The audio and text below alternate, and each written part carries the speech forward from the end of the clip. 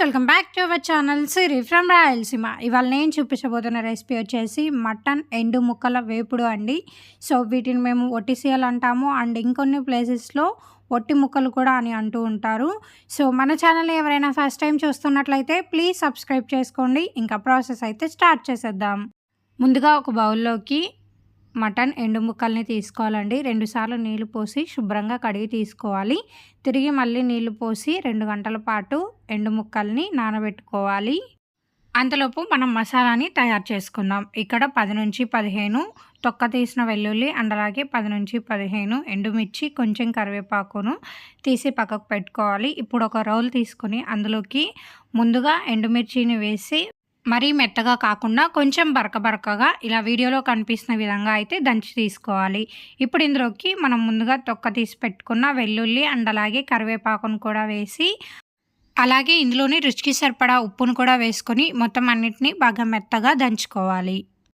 మసాలా మొత్తం ఇలా బాగా మెత్తగా మెదిగిన తర్వాత ఒక ప్లేట్లోకి తీసి పక్కకు పెట్టుకోవాలి. తర్వాత ఫ్లేమ్ మీద ఒక కడాయిని పెట్టుకొని మనం 2 గంటల పాటు నానబెట్టి పెట్టుకున్న ఎండు ముక్కల్ని గోళంలోకి వేసుకొని 6 నుంచి 7 నిమిషాలు ఫ్లేమ్ని మీడియంలో పెట్టుకొని బాగా ఫ్రై చేసుకోవాలి. ముక్కలన్నీ బాగా ఫ్రై అయిన తర్వాత మనకి కొంచెం స్మోకీ ఫ్లేవర్ అనేది వస్తుందండి. అప్పుడు ఇక ఫ్లేమ్ ఆపేసి ఒక బౌల్లోకి తీసి పక్కకు పెట్టుకోవాలి. ఇప్పుడు ఈ ముక్కల్ని కొన్నిగా ఒక రోల్లోకి తీసుకొని మనం ఇందాక మసాలా ఏ రోల్లో అయితే దంచామో ఆ రోల్లోనే వేసుకొని ముక్కలన్నిటినీ కొంచెం మెత్తగా దంచుకోవాలి.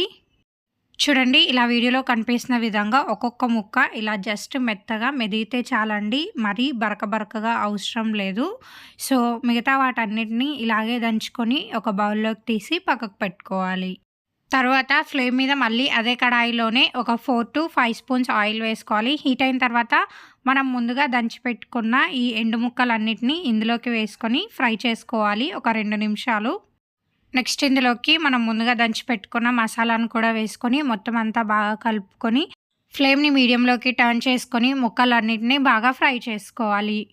ఇక ముక్కలు అయితే బాగా ఫ్రై అయిపోయాయండి. ఒక 10 నుంచి 12 నిమిషాల తర్వాత రుచి చూసి సరి చేసుకోవాలి. ఇక్కడ నాకు ఉప్పు అండ్ అలాగే కారం అయితే సరిపోలేదండి. నేను తీసుకున్న ఎండుమిర్చి కారం చాలా తక్కువగా ఉన్నాయి. అందుకే ఇక్కడ నేను కొంచెం ఉప్పు అండ్ అలాగే కారాన్ని యాడ్ చేసుకుంటున్నాను. మొత్తం అంతా బాగా కలుపుకొని ఇంకొకసారి రుచి చూసి సర్వ్ చేసుకొని ఇక దింపేసుకొని సర్వ్ చేసేసుకోవచ్చు. ఇక మన సూపర్ టేస్టీ ఎండు ముక్కల వేపుడు అయితే రెడీ అయిపోయిందండి. టేస్ట్ అయితే చాలా అంటే చాలా బాగుంటుంది, క్రిస్పీగా.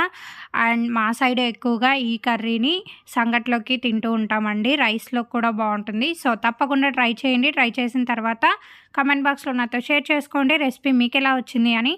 సో చూసేసారు కదండి, ఇవాళ రెసిపీ అయితే ఇదే అండి. ఈ వీడియో కనుక మీకు నచ్చినట్లయితే please like, share and subscribe my channel for more videos and don't forget to press the bell icon symbol and thank you for watching. Thank you for watching. Subscribe Siri from Rayasingh YouTube channel. Please subscribe చేసుకోండి.